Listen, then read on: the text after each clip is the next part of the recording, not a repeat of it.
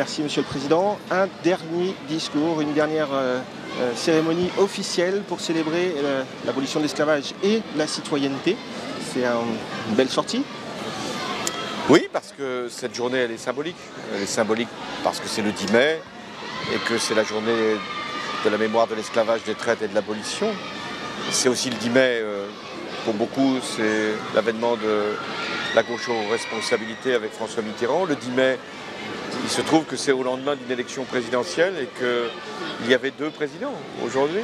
Le président qui va maintenant quitter ses fonctions et l'autre qui va entrer dans ses responsabilités. Donc il y avait comme aussi une communion qui devait se faire, une communion liée à toutes les mémoires que nous devons reconnaître. D'abord celle de ce crime contre l'humanité qui a été l'esclavage, et puis communion nationale avec la représentation du Sénat, de l'Assemblée, des deux présidents, et avec conscience que nous devons toujours nous battre pour être au niveau de vigilance qui est nécessaire face à toutes les remises en cause de nos libertés. Avec le président élu, c'était une communion ou une passation de témoins philosophiques? Oui, c'était une communion philosophique alors que nous pouvions partager. C'était aussi une transmission.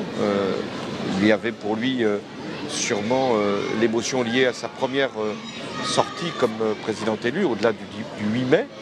Et puis il y a l'approche de la transmission effective qui viendra le 14, qui viendra dimanche et qui scellera à ce moment-là sa prise de fonction.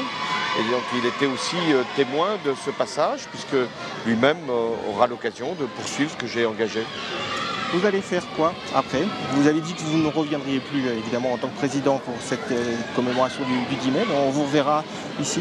Oui, on me reverra, non pas forcément dans toutes les cérémonies, mais celle-là me tient particulièrement à cœur, puisque moi j'ai voulu la présider dès mon entrée en fonction, et j'ai manqué qu'une fois la cérémonie ici, mais c'était pour le Mémorial Lac en Guadeloupe. Voilà. Et c'était une belle initiative qu'avait prise le président Lurel, et à laquelle la France voulait donner tout son prestige, parce que c'était la première fois qu'il y avait une institution qui était créée, notamment dans la France outre-mer, et qui servait de trait d'union avec l'ensemble des continents. C'est votre dernière cérémonie officielle. Vous avez fini avec la politique? Non, j'ai terminé avec les cérémonies comme président de la République.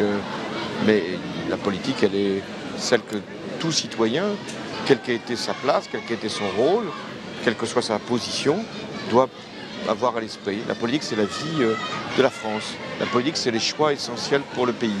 Et donc, nul ne peut se mettre à l'écart. Et il y a toujours une utilité. Il faut se poser cette même question qui revient sans cesse. Comment puis-je être utile à mon pays? Eh bien, c'est à cette question que je vais répondre maintenant, en réfléchissant, en travaillant, en produisant et en intervenant quand ça me paraîtra utile. Merci.